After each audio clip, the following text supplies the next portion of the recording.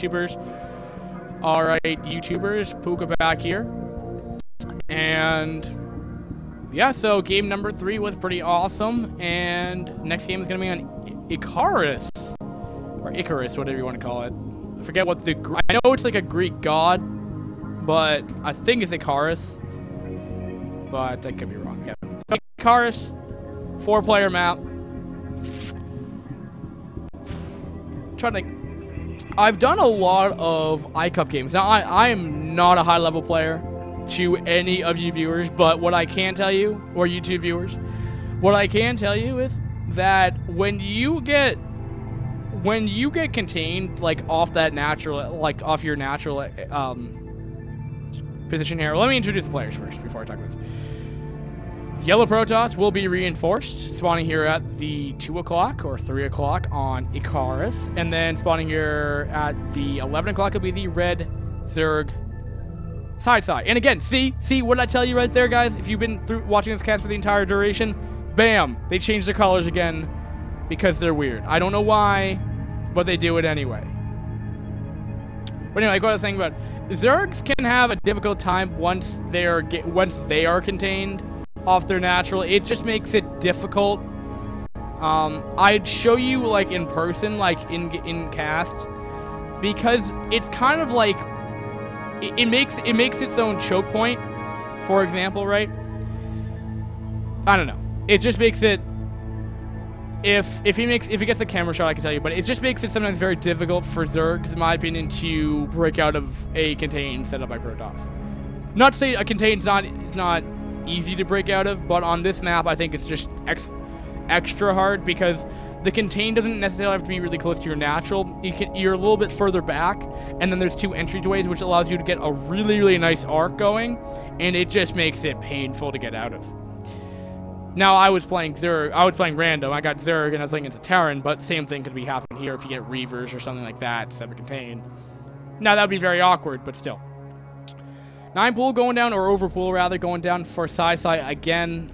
I think at this point we could probably predict Sai is probably going to be going for some kind of Mutalisk-esque bling composition that he's been going for the duration of these games. Will it work? I mean, it hasn't worked for him in the past. Last game, though, under certain circumstances, it did work. And we'll have to see if it works out this game. I'd like to see... I liked the last game, but I'm just not really sure if Sai's playstyle really works against standard meta 2-base Protoss.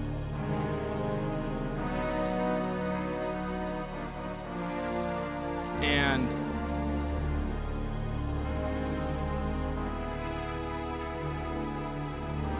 I was just reading what Reborn was saying. He was saying the Zerg had other bases that Toss could have poked Zerg, but that wasn't contained. I guess. Oh, but this drone... Oh, he's just gonna lose the drone. Nope. Drone gets away with 5 HP. Did delay the Nexus, though, for quite some time. And we just have a quick instant replay of that drone action leaving the screen, apparently. And this is interesting.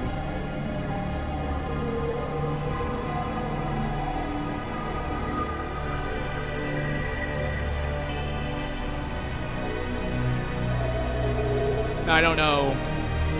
But anyway, I'm just not sure if Sai has the... I'm just wondering if his build is really good against standard like 2-base Protoss, of like what they go in general. Because he kind of has to really rely on what the Corsair count does get. Because if you remember game 2 where there was a heavy Corsair number, like it just wrecked any kind of mid game that Sai originally had, and game 1 I think probably too. I mean, if someone goes up with like +1 Corsair and like continues to make Corsair, I think more or less Sai's main build is just kind of thrown out the window for that point. Now, if you go against goons against him, then you're gonna completely lose, because that's what happened game 3. But even still, all right. And I just realized part of the overlay was slightly off.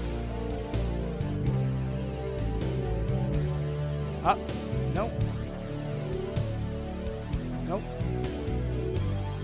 There we go. That should be. No, that wasn't better.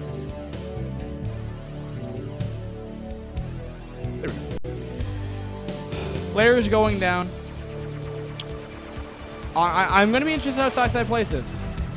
Quite honestly, he's gone. He's only gone one game where he's gone Hive, I believe. And that was a super delayed Hive.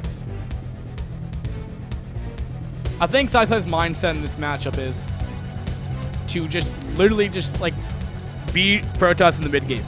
I think that's his goal.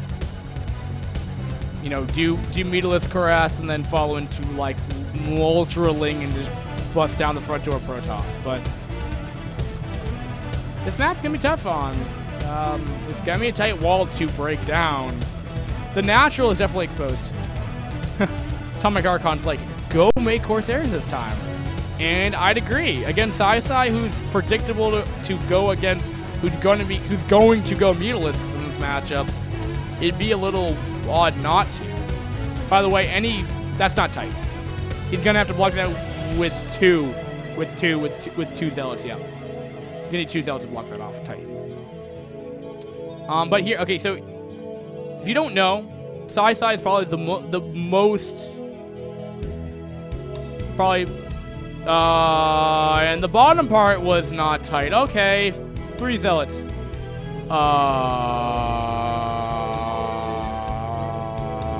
Did he just win? I think. Well, okay, we have a very quick game on our hands.